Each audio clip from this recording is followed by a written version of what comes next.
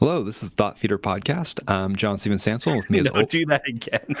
Hello, this is the Thought Feeder podcast. what do I usually say? You usually say, "Welcome to Thought Feeder." Okay. Oh, nice. Hello, this is the Thought Feeder podcast. What can I do for you today?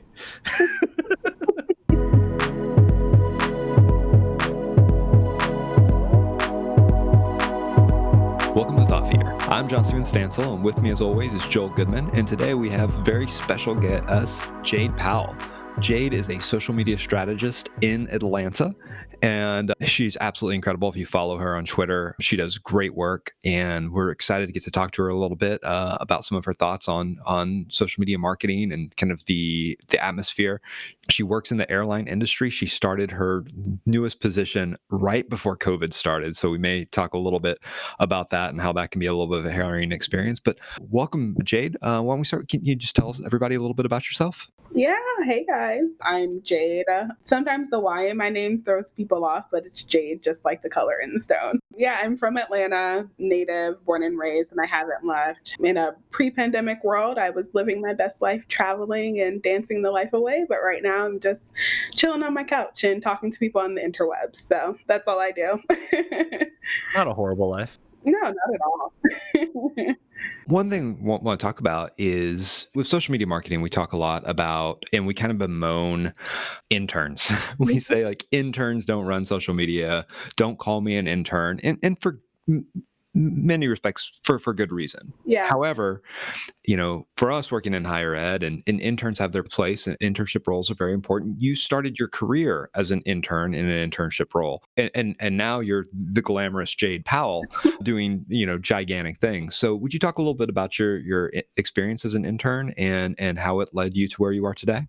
Yeah. So while I was in college, I actually had 4 different internships, and lucky for me, they were all in these type of marketing roles. One was a business development internship, one was a social media internship, one was a marketing operations internship, and one was a public relations internship. So I actually got to do a wide variety of different projects in these different kind of agencies I was working at, and I was also doing one of the internships at my university at the time. So I got to also play in that education space as well, which was really cool. But I think what I loved most about the internships that I was doing was that I got the opportunity to kind of explore a wide range of things, especially the most important one was kind of seeing how businesses run and organizations operate on different spectrums and seeing how they all kind of have their own approach to consumer marketing or providing a specialized service. So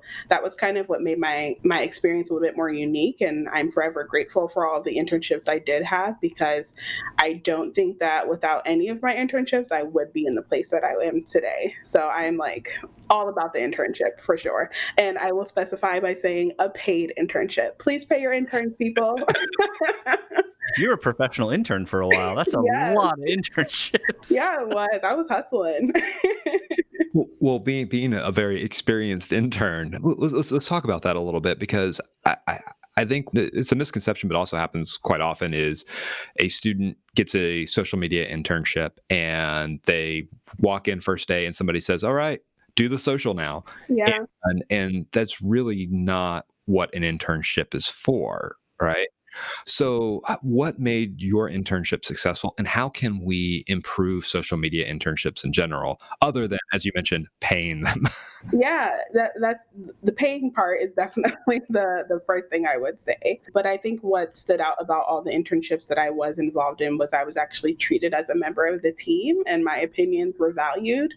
I think we see TV, we see media, and we have these like very traditional ideas of what the intern does. They get the coffee, they pretty much act as an office assistant, they grab the things that leadership doesn't want to grab.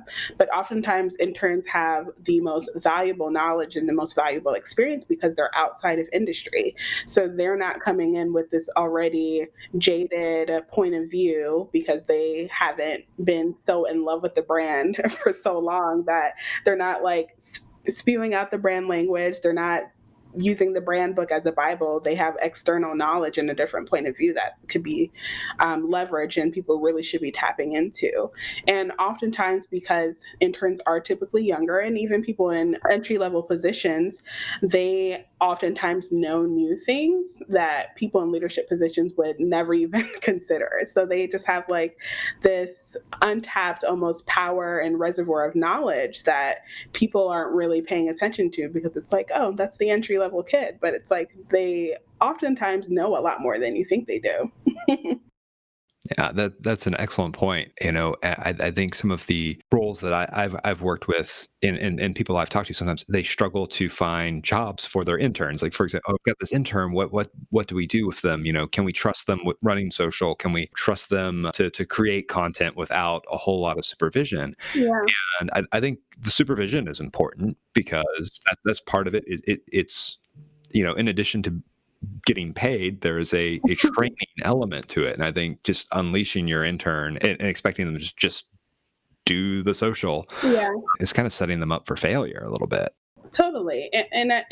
In that same regard, I think leaders need to allow interns the space and the grace to live and learn, because like we're all going to mess up some shit. Like you never know what's going to happen. So it's like, let the intern have the opportunity to kind of learn from their mistakes and grow as a professional, because that's the only way they're going to be able to develop themselves personally and professionally.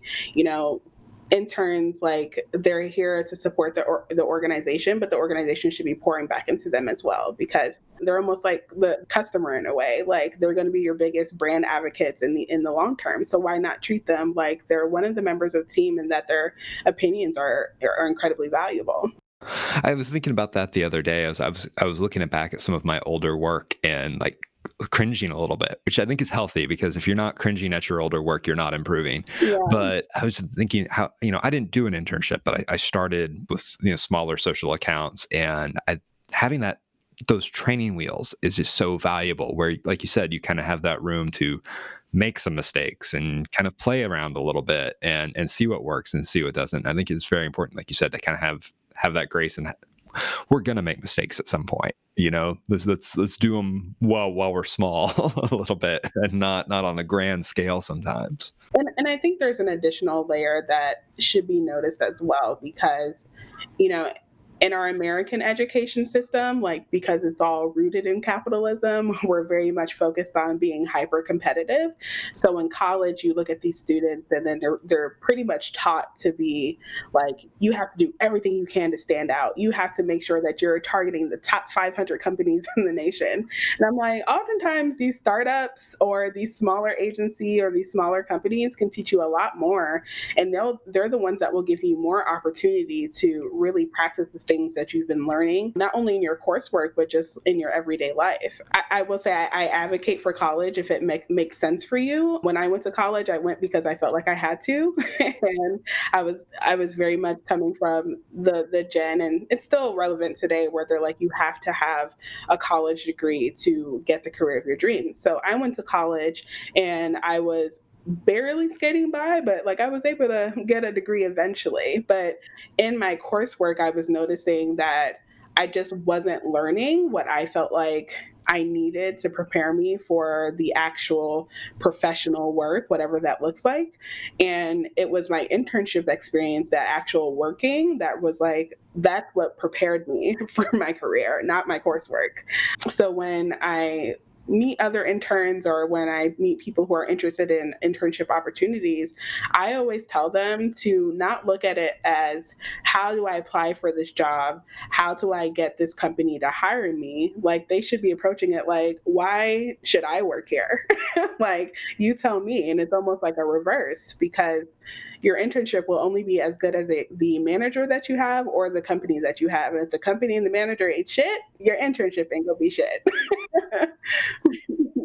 Yeah, I think I've given that same advice to some students as they go into internships. Looking at some of the job descriptions, going, well, you're not going to learn anything doing this. They're not going to be there to support you or give that training that you need. And I think in higher ed, for us, we're and so higher ed social media specifically, we're in a unique position where we have all of these smaller accounts on our campuses that we can let students kind of have those training wheels and oversee, okay, you can run the history department's account and getting that experience. So when you are applying to those first jobs, you've got something there, right? But you also kind of hit on an interesting point too. This kind of, not only are you interviewing for a job, you're interviewing the job.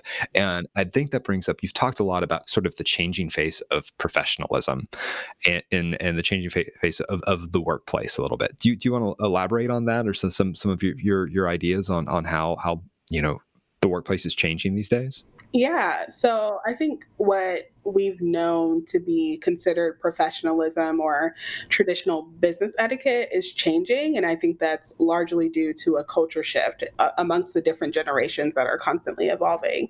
And I believe these kind of new approaches to what was considered the traditional work environment has changed largely in part due to these tech companies that are starting up. So like the Googles and the Facebooks, like they're the ones that are like, we're going to put scooters on campuses. We're going to have beanbag chairs in our offices. Like why? I don't know. But obviously we've seen that more people are wanting to have comfortable work environments, but not only that, be comfortable feeling themselves in these work environments. So it's always so fascinating to me because a lot of companies and organizations, we talk about diversity a lot and we focus on race, gender, socioeconomic status, or disabilities. But diversity means a lot of things. Like, why are we not hiring the people that have tattoos on their face? If they can execute a strategy, that means they can do the work. Like, it doesn't matter that someone is like, I want to wear pink every day to work. Like, that has nothing to do with their work. And I'm very much in the philosophy of, if someone is able to work on a team and work well with others, respect their teammates and their managers, and then also get the job done and do it well, what they look like should not matter. What they wear to work should not matter. What they talk like at work should not matter, like as long as the work is done. And I think that is the future of the modern day workplace, just like letting people allow them to show up to work and be their completely full selves and their whole selves. Yeah, definitely. And I think if it feels, I think in general, universities are a little bit resistant to that, which seems ironic because we're just this youthful, vibrant place of diversity where we've got our students, you know, doing all kinds of things and expressing all sorts of ideas, wearing all sorts of things. While I think many of us are still expected, suit, tie, business casual attire and things like that. And it's still kind of going under that 9 to 5 in an office mentality. So do you have any thoughts on how we can initiate these sorts of changes? Well, I think it first starts with recognizing why these institutions and these social constructs exist. And without going down a spiral, I would say that, again, they're rooted in capitalism and also white patriarchy. Because historically, if you think about the white men that have been able to work, if you really think about the case for why people should be wearing a suit and tie to work or bringing a briefcase, all of these things were designed to other people because historically people from lower socioeconomic backgrounds, people of color, women haven't been able to access these type of things or even the education. And if you think about why the 9 to 5 exist or why we want people to sit in cubicles, like that has never made sense, but somehow we've been doing it for so long.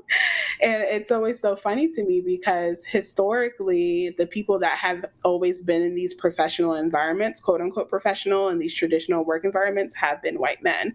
So they have created these social constructs around professionalism and the proper work environment to suit them and other people. And that's not the future. Like, we've already seen this in how brands and organizations are tapping into these conversations about how we can make workplaces more safe and more inclusionary. But that is a very broad spectrum of what that can mean. But I think it starts with recognizing what these social institutions are and actively working to challenge them. The future is basically kicking tradition's ass. Like, that's what it comes down to. Like, we need to make changes in our own work environments and really challenge the status quo. Something I talk a lot about is just even as far as being able to wear what you want to wear and being able to work remotely. Like, those are two things that are very important to me. And I've even noticed that as I've gotten through my career, that's something that I think of immediately. Because even in interviews, we're always like, what are these companies' values? Like, those are the questions that we should really be asking. And I think that is the future of all industries, being values led. And even when it comes from a social media perspective, taking those values and incorporating it into your content as well, because we've gotten into this place again because of capitalism where all we do is push product and try to focus on selling the product. But it's like, people want to know that brands are there for their communities. That is it. So to me, the future of social media is community and values led. And I don't care what anyone says, I'm not arguing with that because I know that to be true because I've seen it already happening. There's a million things I want to touch on there. So, first, talking about social media being values led and being there for your community instead of just pushing product. Can you mention any examples of where you've seen this or where we can do a better job of doing this? Yeah. So one of my favorite examples is Ben and Jerry's as a brand. Like, who would have thought an ice cream brand could do well at social justice? And they've been doing it for so long that I think these brands that have recently kind of caught up to the curve, now that social justice has been a huge part of a lot of conversations on social media, in the media in general, it's fascinating me to kind of watch them. I wouldn't even say play in this space, but lead in this space, because I think that's what brands need to aspire to.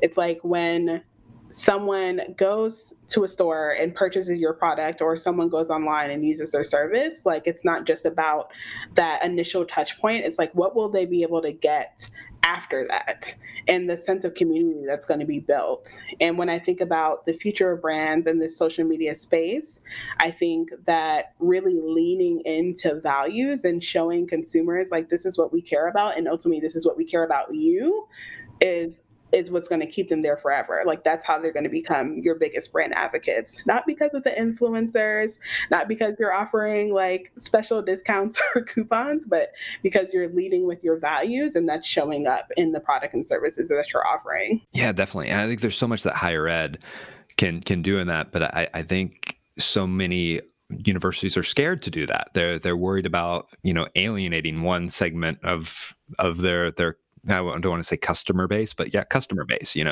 So what would you say to a brand that is hesitant to address some of these issues? Challenge the status quo. And I know it's easier said than done, but I think you have to find a place where it's almost like you really have to think about the type of brand or company that you want to be, or the type of organization that you want to be. When all is failing in the world and all you have is your product or service, what does that say about you? Because at the end of the day, even if you don't have a community, like, your customer can drop your product or service in order to find something that's more meaningful and value to them. So if you're thinking about long-term value and what that looks like, investing in community, investing in strong beliefs, and having a belief system that you build your organization upon is what's going to matter in the end. So you have to be comfortable with getting out of your comfort zone, like, really push yourself to challenge yourself, and think about the long-term effects that your business is going to have for the generation now and generations to come. With that, Jade, like you were saying earlier, you know where things are going. We agree. I mean, I think we know where things are going. And one piece of that is that if a brand isn't going to change, isn't going to realize that values are going to be increasingly more important to the world, to just culture in general, they're not going to be around to, I mean, higher ed has that issue. There are other industries that have that issue as well. If you're too slow to adapt and too slow to improve, or too slow to realize that you've been wrong for a really long time. We've seen that just, in the past few months with so many social issues cropping up and finally getting the weight that they deserve in the news cycle and in the minds of everyone. Absolutely. If you don't realize that that's something that is important when it's happening, and hopefully you realize it before it's happening, but if you don't realize it, you're not going to be around later on to be able to address it and be able to even apologize for being terrible, because your students are going to leave. Sure. Your customers are going to leave. They're going to go find someone else that better fits how they think and how they want the organizations that they support to behave. Yeah. And based on what I'm seeing in conversations online is that the consumer is looking for brands to be proactive. Yeah. Like, Yeah. we're tired of apologies and we're Oh yeah. tired of the afterthought. Because if you put your community first and we're values led, there would be no need for an apology. And to go back to what you were saying earlier, Jade, about in job interviews, Hmm. the employee interviewing the potential employer, it's about attracting talent too. Like you mentioned Ben and Jerry's. Like, I'd love to go work for Ben and Jerry's because of what they do in social justice, and knowing that that's the kind of company that I want to work for, and that's incredibly valuable. And, we can't make the mistake of acting like working for companies that are only focused on profit doesn't have an extreme impact on your mental health. And this is why you see so many people that are so sad, because we spend a lot of our time, well, Americans do, we spend a lot of our time at work, oftentimes more at work with our colleagues than we do with our own friends and family. So if you think about how much time that is taking of your life, and if you go to a job every day that is strictly like all you need to do is sell the product and that's all you're here for, that is taxing. Like, capitalism isn't something that like humans should feel naturally comfortable with.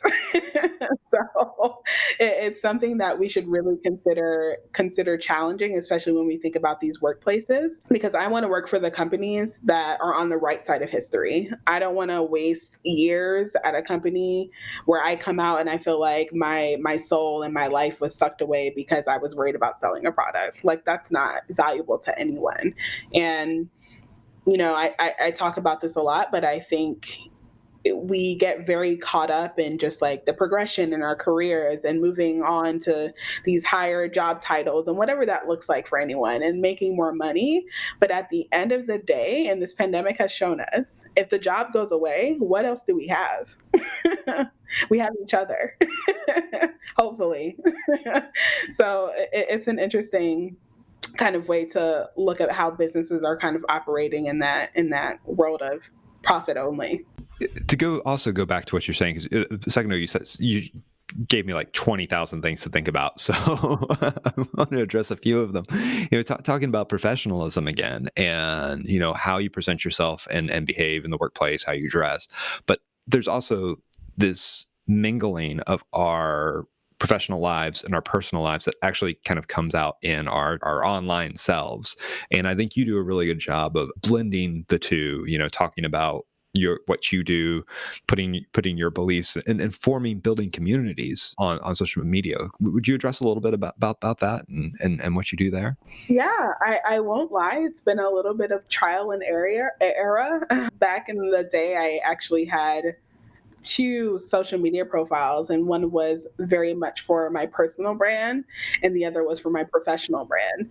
And I think as I gotten through my career and I realized that I just wanted to be both in one space, I realized that there didn't really need to be a degree of separation, because my personal me is my professional me. And I tell people this all the time: how I act online is exactly who you're going to get when you walk up to me in person. And that's something I really pride myself on, because I don't believe in creating an online persona. Like, I think we all definitely have our own degree of a personal brand, but that doesn't mean it necessarily has to be any less authentic to who you are. And when I speak on social media, I speak in the way that I speak out loud. When I write on social media, I write in the way that I would write in real life. And I think that's something that not only individuals but brands can really learn from, because again, going back to the community piece, it's important to be authentic and connect with people on a human level, and that means being you.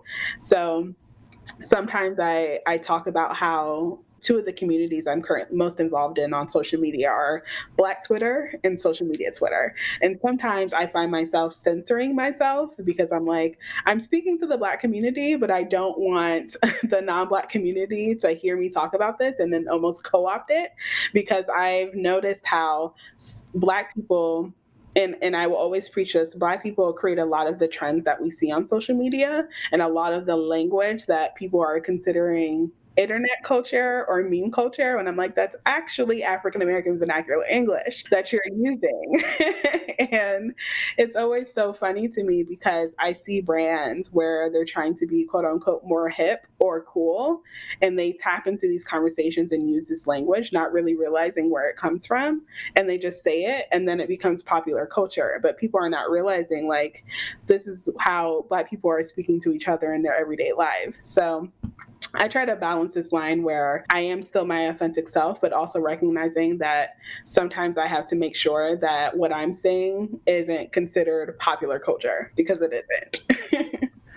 Yeah, that's an excellent point, and that's something that I think we need, to address, not just personal, but you mentioned brand accounts, kind of co-opting Black culture, and I've seen it referred to as like digital blackface, Yeah. and where what it can be very tricky to navigate, I think, sometimes, where I read an article about digital blackface as GIFs, and I'll even be very cautious of myself using a GIF as a middle-aged white guy. Like, do I really need to use this GIF of Rihanna making a sassy face? Because that's not me, right?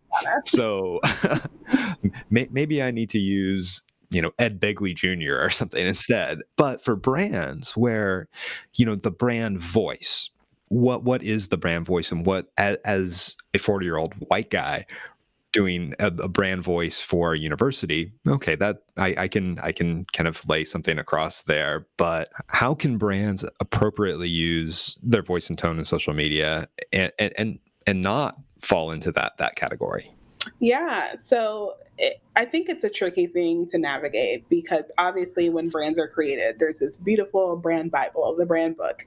And I would say it touches on voice and tone, but it's never very elaborate. And I think that's something that is a change that recently needs to happen. Well, it needs to start happening, because even in the strategies I write for social media marketing campaigns that I'm working on, I spent a bit of time on tone and voice, because that really matters. Like, it's more than just saying, oh, we're going to be funny on social media. Like, what does funny mean to you? Because we're obviously seeing that comedy and satirical nature can mean a lot of different things to different people. Because I see it all the time, how people will say something, people will perceive it as offensive, and it's like, oh, I was just joking. But funniness is different to everyone. So when we look at brands kind of crafting their brand strategies and what that brand playbook looks like, tone and voice is something I would love to see more brands really kind of honing in on and focusing on. Like, I want to see at least like 3 pages of the deck on tone and voice, because it just matters, and it can really determine, especially on social, how you're perceived and how your community responds to you. And again, if you're in the space where you're sending out these tweets or posting on Instagram in a tone that is really not you, it's not going to be perceived well. Like, you couldn't even fake it if you tried, because people Yeah. are going to know. And I think when we think about the people behind the social media accounts, like, you should allow those people the spaces to speak freely as well. And something about me is like, again, I'm a Black woman from Atlanta. I know how I speak. I know what my voice sounds like. So you see me kind of incorporating that into the brands that I manage, but I also am cognizant of the fact that typically, because a lot of the brands I have worked for or have done projects for are not Black women led, that I also have to mitigate that. Mm-hmm. So I may not use some terminology that I would be using when I'm talking to my friends, but I would still make sure that the voice that I'm using is authentic to who I am, because social media managers are the voice of the brand. Exactly. And I think social media managers are given the power to determine that voice. They can do what they're comfortable with, or what they feel is appropriate, or even kind of example talking about, meme culture, and how that, I debated myself for like half an hour over a tweet, that was, I can't remember what it was, but you often see, something be like, and I was like, Yeah. Well, I would never say be like. I would say are like because I am who I am, right? I used to teach grammar, that's but I spent a long time kind of debating and going back and forth. Well, the meme is this. It's be like, but the voice of the university is are like. And those little details are really important when you're thinking about the voice of your brand and what you're trying to do. And people can see that in I cannot say this word. I slip up every time. Inauthenticity very well. Well, JS, we saw this happen a few weeks ago, and we don't like to name names on Mhm. universities, but there were some meme posts coming out on Twitter from at least one institution, and I remember it coming up and being like, okay, one, this does not feel like this institution. Two, Right. it's tone deaf, and three, it's a Black Twitter meme. Like, why are you appropriating this in the first place? Yeah. So it's like three offenses right in a row, and it ended up that there was a large like kind of lashing back at them for it from their audiences. And so there's real danger, not just in terms of like being inauthentic or seeming inauthentic. I mean, you Right. you can be causing real harm to real people because you don't realize the roots, or you haven't done the due diligence to figure out where did this meme come from. Mhm. What is the thinking behind it, what are the roots of it. And I mean, there are resources for figuring out where memes come from and where they started. and Yes. then and then it's about having that value structure in place. Like, are you an organization that takes that cultural appropriation seriously, or are you an organization that is trying too hard to be cool? And either one has huge negatives to it. Yeah, and I think that also ties into a larger conversation about community moderation as well, because I oftentimes think that community management is not really focused on as a social media practice when I absolutely think it should be, especially as eventually brands will realize that the future of social is community led. But when we think about the actual moderation of our comments, that's something that's value led as well. Because if you're an organization who internally doesn't say, hey, we denounce racism, we denounce sexism, we have a zero tolerance policy, that's going to reflect on social. So if you have a community where people are attacking each other, using hate speech, harassing each other, and you're not deleting those comments, what does that say about your organization? If you're noticing that people are, spamming comments with like anti-LGBTQ rhetoric and you're not blocking those people actively, or you're not actively monitoring what those conversations look like under your posts, that says a lot about your organization. So again, going back to the values led piece, if your organization or your company is values led, that will reflect on what you're doing on social media as well. So honestly, I've even seen in my freelance work how opportunities have arisen, and I've been like, oh, this seems like a cool company to do some work for. And I'm like, okay, what are your values? And they don't even have any. And I I'm don't like, have well, any.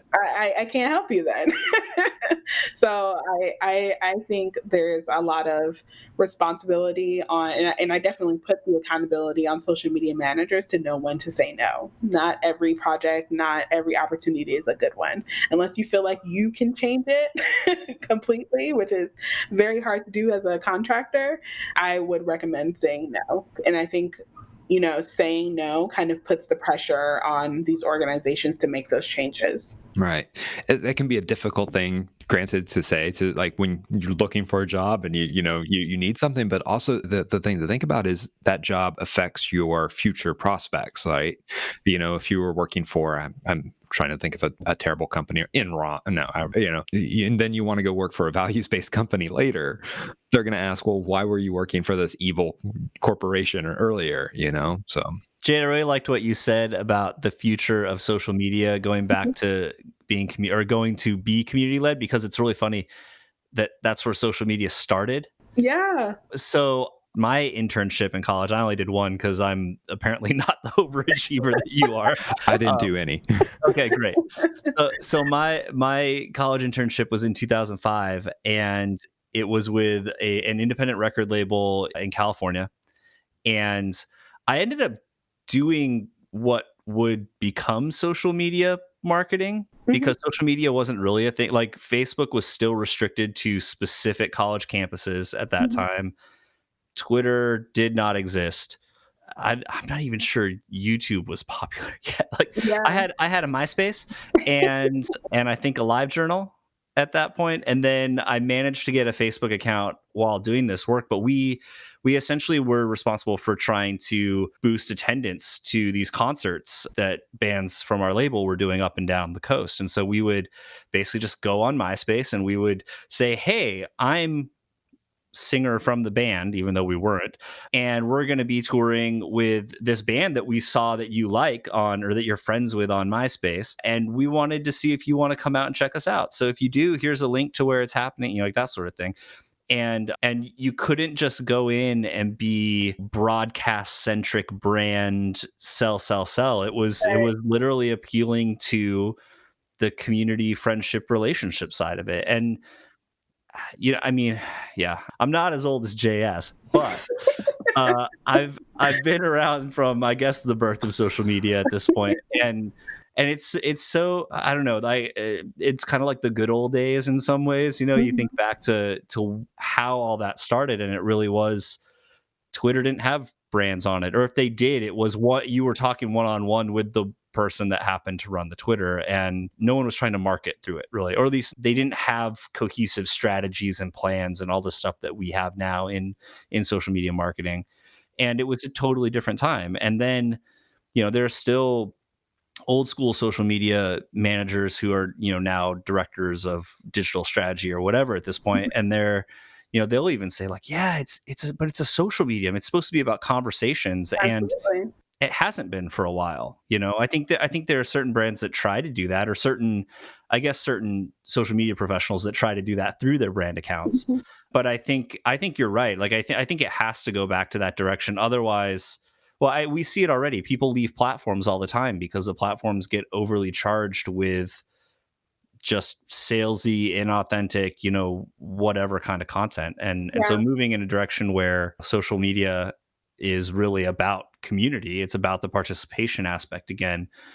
Like, I really hope it happens. I want it to, because that was the fun time. That was when social media was a lot of fun. And Yeah. these days it's like, yeah, it's very consumer. It's very consuming centric. It's, Mhm. oh, this person has the good memes and this person has the good video shares, and they tweeted the funny take, and that's about it. It's like, I'm consuming whatever that content is versus we're having a give and take, and actually building some sort of community through it. Yeah, and I love that you said that because I think I've already been seeing how the individual platforms are kind of changing what those even metrics look like, those Mhm. engagements. Because I think we all know that Instagram for a period of time was talking about getting rid of the like, Right. and I think that's incredibly important because when you think about the beginning of what social media was, even myself when I started my career in social media, this was 2012, I want to say. Mhm. My first role after social media intern was community manager, and that is all I was focused on. Yeah. And I think the moment, and I miss these days, but the moment that Facebook was like, we have an algorithm and you have to pay to get your content noticed on these platforms, that's when things change dramatically. It's like it's always capitalism that finds its way to sinks its teeth into something that you're doing. But as soon as that change kind of happened, that's when you notice that it's almost like, how do we fight to get people's attention? And how do we fight to get our money into the right advertising networks? And it's so fascinating to me because I think that has kind of changed what social media looks like now, even today, where it's less community focused and it's all about the influencer. Mm. And even the influencers don't know when to like take themselves out of conversations. Yeah. I'm like, Yeah. you don't need to be here right now. Well, and two, we touched on this in a previous conversation before, Jay, but like the social media thought leader with all of these gimmicks of like, oh, hey, use 5 hashtags to do this. This is post at this time to beat the algorithm, and it's become more about these workarounds and hacks to get your content in front of people rather than the hard work of building a community and talking to people. It's yeah. we need to move past that. We do. And I think that kind of speaks to the overall world of marketing. Like if you think about what marketing is in its purest form, it's like opinions and then you hope it works and then you look at what works, create some statistics based off of that, and then you reinvent the wheel or you continue to do what's working. And it's so fascinating to me because I think a lot of us as marketers, because we are very proud of our craft as we should be, but we're always like, this worked for me, so this is Bible. But we've seen time and time again that there is no one answer. There is no right or wrong. Things just work sometimes and sometimes they don't. So even something I've been very adamant about is challenging what quote unquote best practices are. I'm like, what does that even mean? Because there are no best practices in this industry. It's like all we can do is test and hope things work because the consumer is evolving every day. Social media is evolving every day. So there's never going to be a right answer for how to approach a social media strategy or a right answer for how to approach a content strategy or a right answer to approach a community management strategy. There's no right answer. So I think brands can and social media marketers can really take the time to focus on their community again and stop trying to worry about pushing the product, but allowing your community build so they will naturally go to your product so that you won't have to push or sell it. Yes, definitely. I think that's a mic drop moment right there. So Jay, you started your most recent job right at the beginning of the pandemic. Like you got your job and then COVID-19. What was, and I've talked to a number of people who've had similar experiences, not all in social media, but the transition is very difficult. How has that been for you? It's funny because starting a new job at the beginning of a pandemic sounds super hectic and crazy, but I've honestly never felt more prepared. And that's largely due to, again, as I mentioned before, my internships and a lot of my experience at startups and small agencies, which is why I always advocate for people to work at startups, at least one, or a small agency, because you just get to see the varying experiences that you'll have. But I've kind of seen this shift in communication from various brands. Like this year was shitty and it's not over, so it's probably still going to be shitty after this. But this year we were hit with the pandemic, we were hit with several social injustice crises, the deaths of many notable figures, and fear around our upcoming election. Like we can't deny that this year is not normal. So hurricanes, so many storms. It's weather is bad too. Like everything's bad. Everything is bad. It's like it's not normal at all. So it's so funny because I think about this often. I'm just like, this is the year that the Aztecs warned us about. We did the math wrong somewhere. Like this is what they were gearing us up for when they created the calendar. But obviously people are very stressed, anxious, exhausted, and seeking some type of normalcy, whatever that looks like for them. And because of this is kind of where I foresee a lot of brands realizing that they have to take a step back from focusing on the product push and lean more into their values, like I've been saying.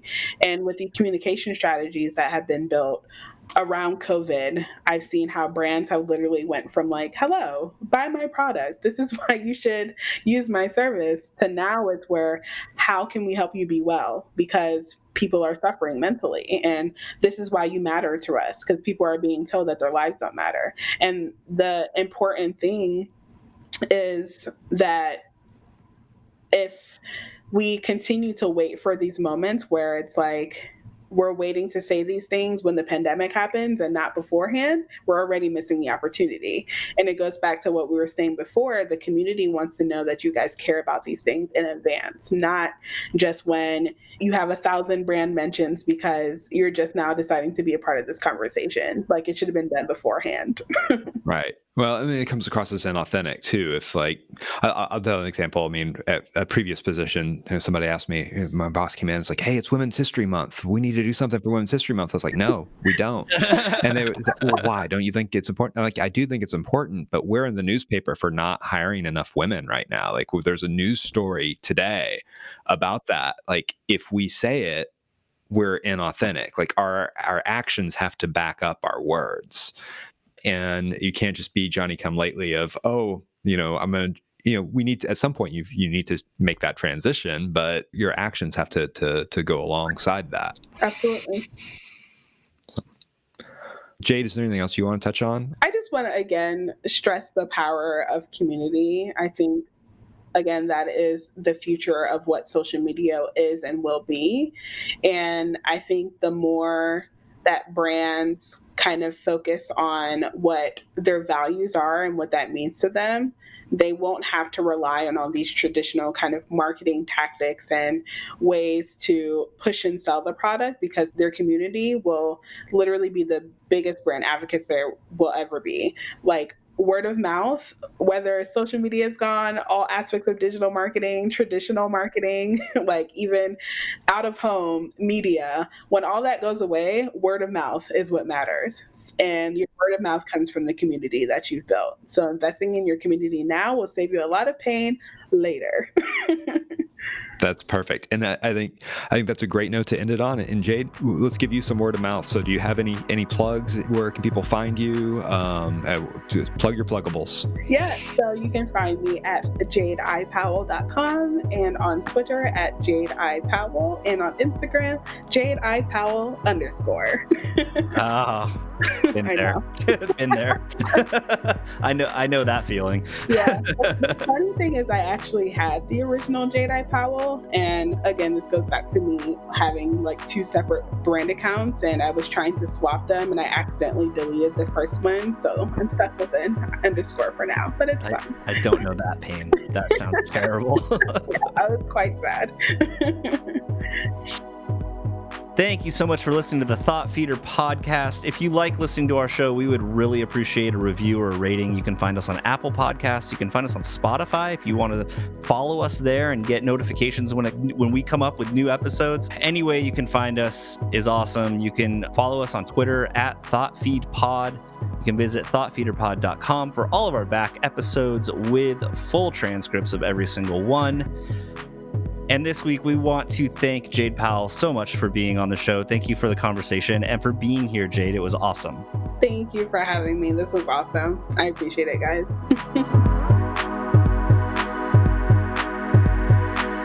Thought Feeder is a production of University Insight.